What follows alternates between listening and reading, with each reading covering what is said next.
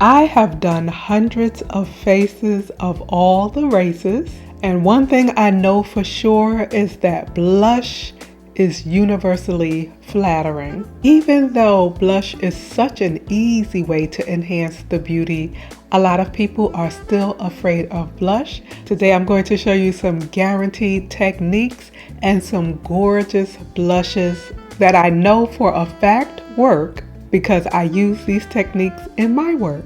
Yet another advantage of having your very own personal beauty pro.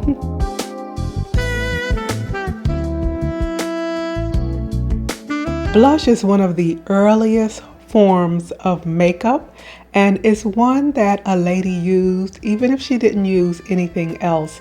And that's because when you enhance the complexion, you instantly perk up your features and your beauty. But I know blush is still something that some people still hesitate to wear, although they know it can be pretty. So today, your very own personal beauty pro is going to show you how to make that blush bow down, behave, and look beautiful. So be sure you're taking notes and you're practicing while I'm sharing these tips, because watching all the videos in the world won't help unless you practice, and you won't regret practicing because blush really is beautiful on everyone. One of the major keys to a beautiful blush application is placement, or where you place the blush. And I think that is a sticking point for many people because they're not quite sure where to put the blush. The good news is there is no hard and fast rule about exactly where you need to place the blush, but you do need a good guideline. And that guideline starts with knowing your face shape. And the way you get a good gauge of that, some people just naturally have an idea of their face shape. Others are not quite so sure. If you look directly into a mirror straight ahead and you think about the inner edge of the face, so not all the way out to the outer edge, but if you think about an imaginary circle and just inside that, kind of trace an image in your imagination as you're looking straight ahead, and think about what that image is leaning towards. Is it leaning towards an oval, a diamond, a square? Are the cheeks more prominent, more forward? Are they higher? Are they wider? Do you have a stronger jaw or a V-shaped jaw? Do you have a shorter forehead, or do you have more forehead real estate? Once you determine that, you can determine where in the face you want to accentuate with blush. Do you want to accentuate and have more lift, a more angular look? Or do you want to soften the features with more circular blush?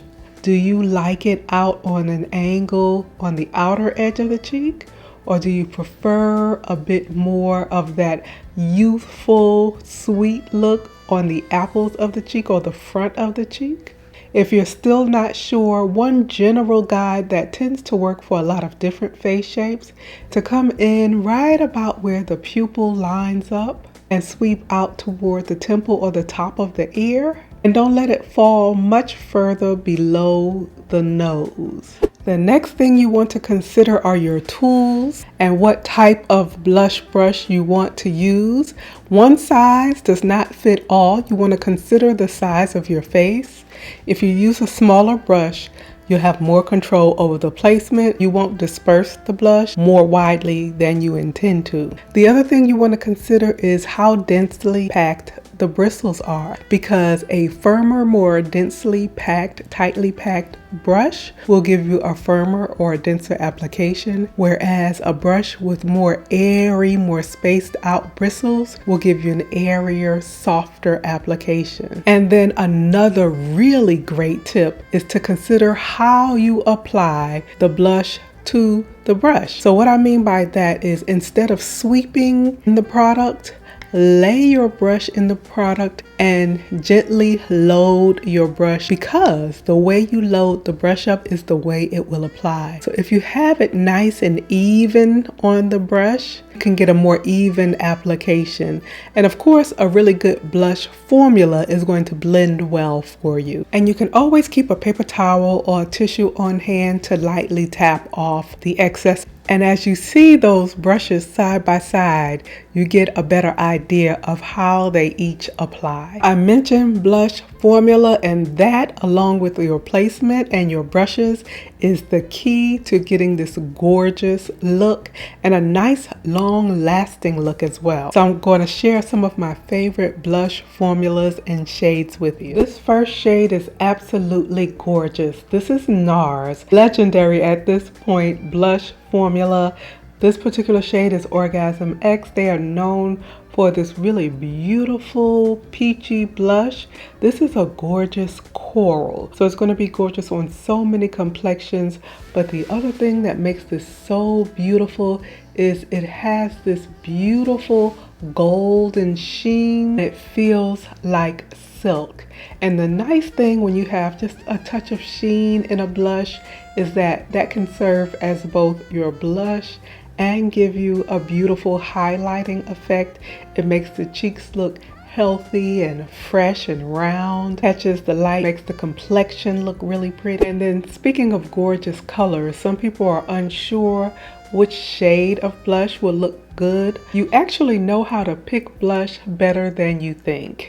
If you know how to get dressed, you know how to choose a blush to go with your makeup look. So if you're doing a look that's maybe cool toned, a cool tone pink lip, or a silvery eye, then that might not be the best time to choose your orangey blushes. Generally speaking, the cool tone blushes complement a cool tone look, and warm oranges tend to complement your warmer, bronzy looks. Of course, there are exceptions to everything, but you will find with practice it's easy to use your judgment. This next blush by NARS is called Exhibit A. It's a stunning scarlet red.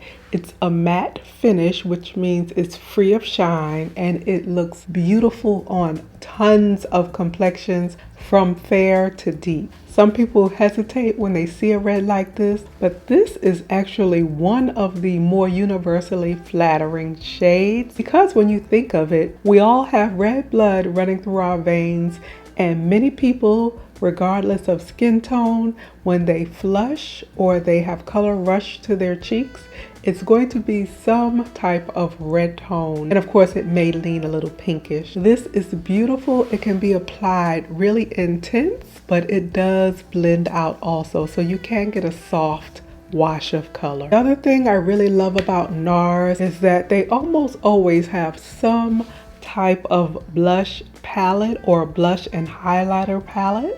So if you're interested in NARS, definitely pop in either to the NARS counter, the NARS boutique. Pat McGrath Labs has some absolutely buttery blushes, gorgeous formulas, just as you would expect from a makeup artist and a product developer of Pat's caliber. I have all of the shades, some for my pro kit, some for my personal collection, and I pulled a couple of her really special blush shades. This one is Flirtatious, and it is perfect for my very pale complexions.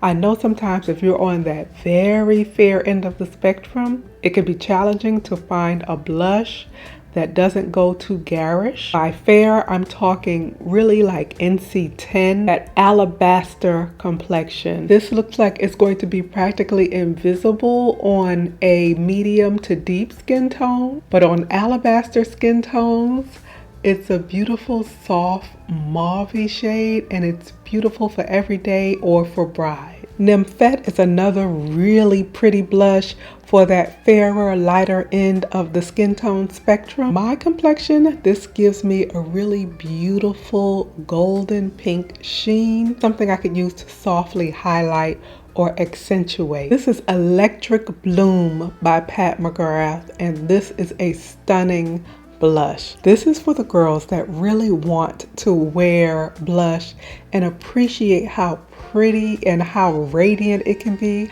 It's a beautiful shade. Wear this as sheerly or as intensely as you want, and this really gives you that pretty, healthy, glowy baby doll effect. One of my favorite blushes that's not talked about enough actually is Charlotte Tilbury's blush formula, the Cheek to Chic blush. She recommends you apply it with this swish and pop motion. So as you can see, the outer circle is a beautiful blush. The inner circle is this beautiful complementary highlighting color. It gives you a beautiful grown-up glow without being sparkly. In my opinion, one of Chanel's star products when it comes to their color cosmetics is their blush. Their blushes are beautiful, beautiful formula that sits so light and airy on the skin.